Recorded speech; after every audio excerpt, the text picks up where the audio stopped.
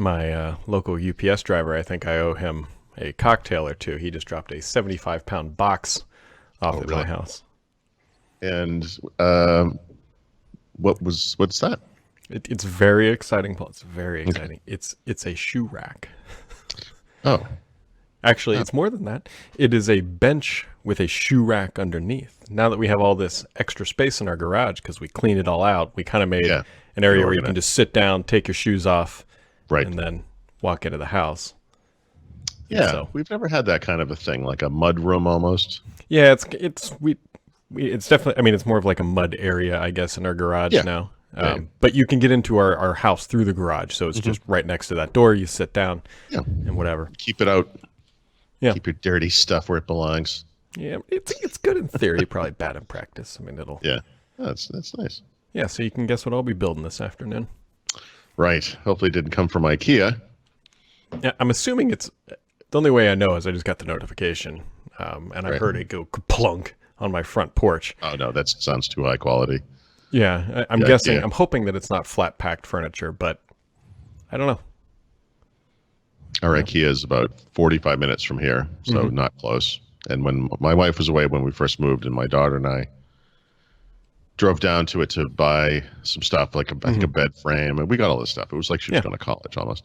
But we we belatedly realized we had gotten two of the three parts we needed for her desk, and it Oh. was like, oh god damn it.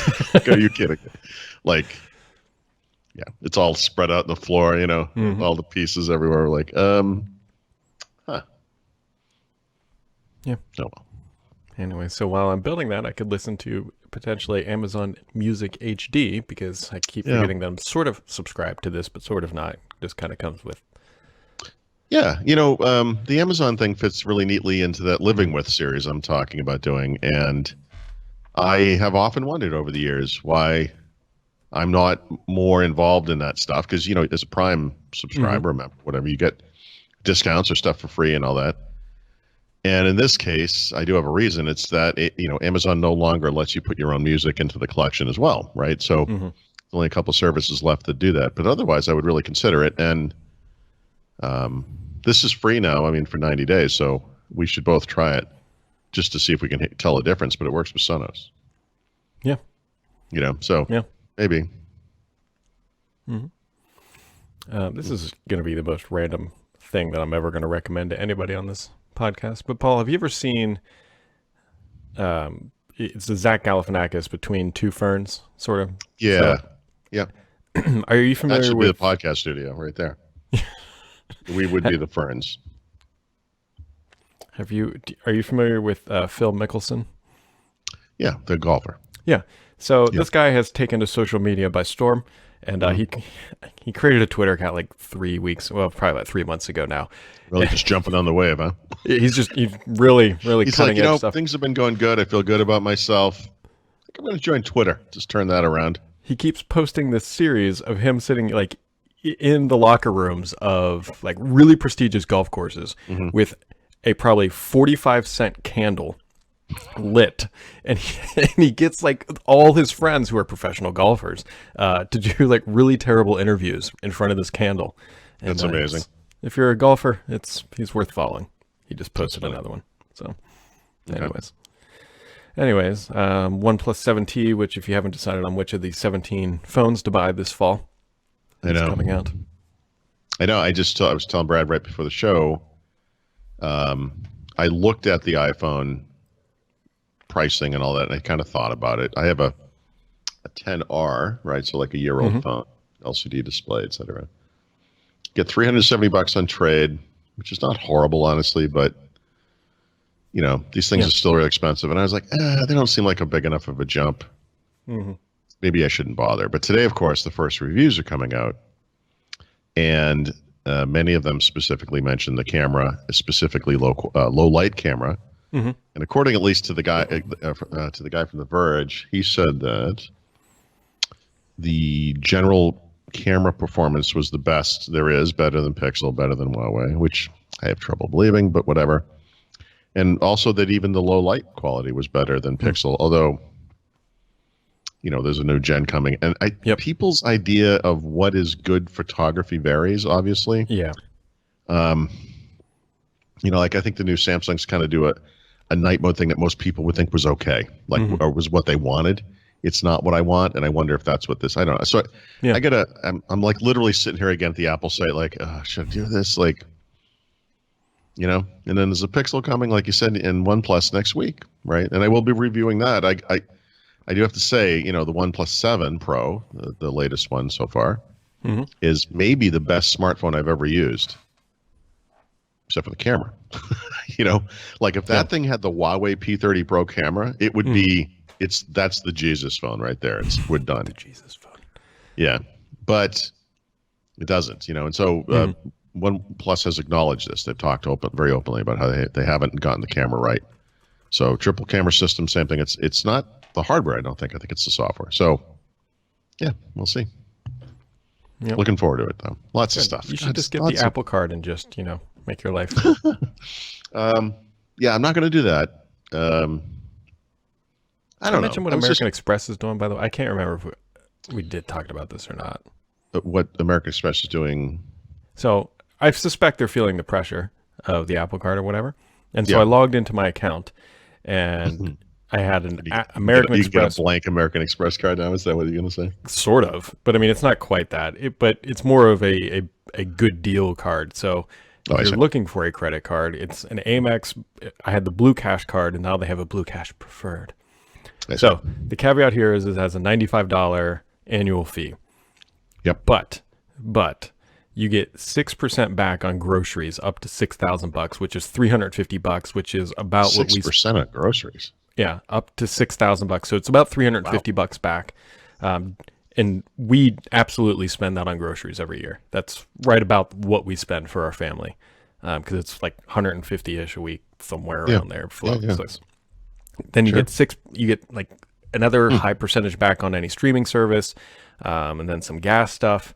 And I factored it all out, and we would get about $800 to $1,000 back every year. Wow. Yeah, that's good. And just for using that card. Now, granted, you got to pay $95 a year for it, but I looked at it like, this is a no-brainer.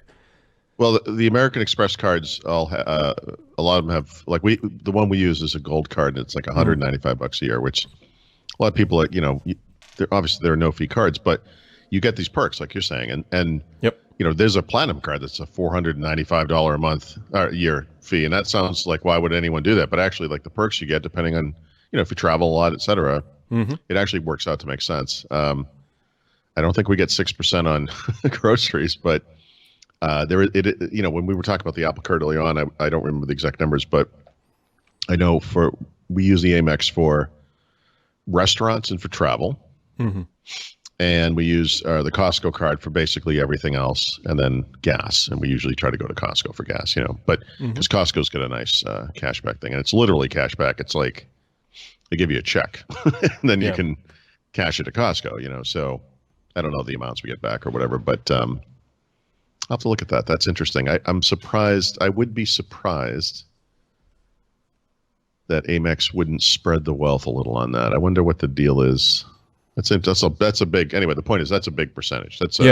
Great. But keep in mind though, it's only up to $6,000 in groceries. So you can do the math on how much you spend. But are you kidding me? I'm sure we spent $6,000 on groceries. It basically works out for us just for using our Amex at Kroger every week. We will end up getting about 2 weeks free of groceries during the year. Yeah, that's fantastic. That's like $300 or whatever. Roughly somewhere around there. So, anyways, it's good. Just keep your eyes open. If anybody needs a referral for that, you actually get. Oh, here's the other thing. So when I signed up for it, after you spent $1,000, which doing all this home renovation that took about 4 minutes, you get $200 back, like a $200 credit. Okay. Right up front. So the first year is not even free; it's better than free. Right. Here's the better thing though. If you use my referral link, you'll get I think 300. Oh wow. So if anybody needs one, just send me a message and I'll you can look at it. You should put it in the shameless self-promotion, but why not? Yeah, I mean, if you want an extra $100, there you go. Yeah, if you're going to do it anyway. I mean, what's the big? Yeah. So what's this thing called again? It's Amex Blue. What? Preferred. Preferred. Okay, I'll look it up. Blue Cash. It's a terrible name. It's like Blue Cash Preferred version 3.4 R2. Right. Zune edition. So, yeah. Does it come with an all white or an all platinum front? That Nope. you can't. No, it's all blue, and it's actually kind of a cheap plastic. But right. if you're buying the credit card for the material it's made out of, I don't think that's a smart move.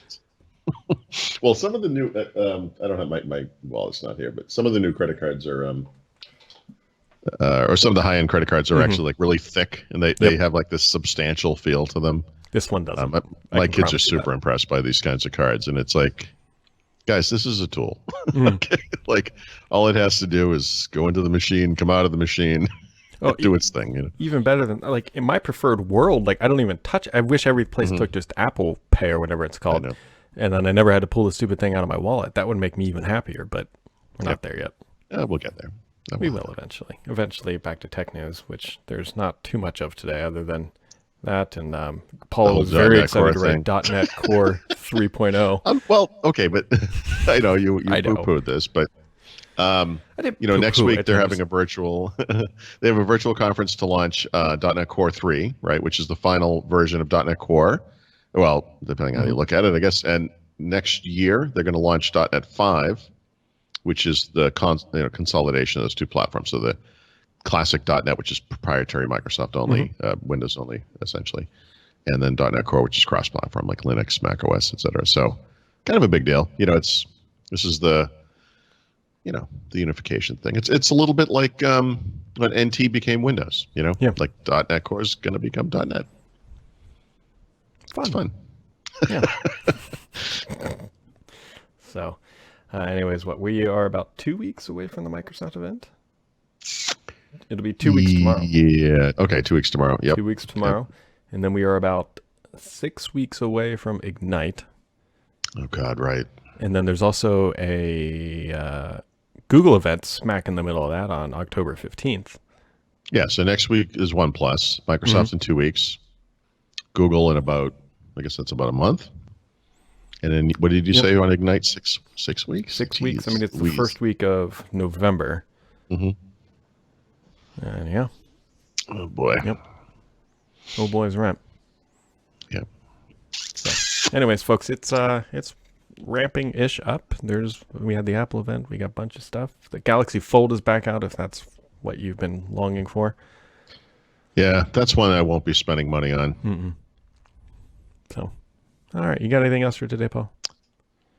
No, I might have. I've started writing 2 of the kind of living with kind of articles. There's kind of a general purpose one, just explaining what's going on, and then the first part of the Chromebook thing. I think I already said this is the Chromebooks first. The trick here is going to be just working this thing into my schedule in a way that makes sense.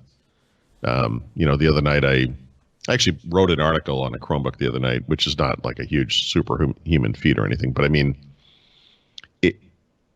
It's a weird workflow problem, like when you're used to doing things a certain way. And I don't have a good image yet. There's all kinds of stuff. It's gonna be, it shouldn't be hard, but it sounds like it's going to be hard. Yeah. So the other interesting thing, which we will count down the timer on, is I changed the wallpaper on this computer right now. Okay. See how many weeks and months it takes for it to show up on my other pooters. So. Oh, that usually goes pretty good. No, you don't. That's not your experience. We'll find out. All right. All right, everybody. Thanks for tuning in. And we'll catch all of you right back here tomorrow.